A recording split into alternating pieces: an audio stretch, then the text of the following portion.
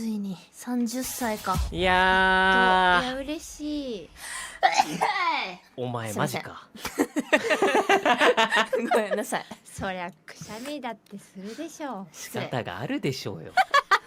くしゃみはね、我慢しないのが一番気持ちいいんだから。気持ちいいかは聞いてない今。仕方があるでしょうよって全話をして然今のくしゃみ嫌いじゃない。まあいいですよ。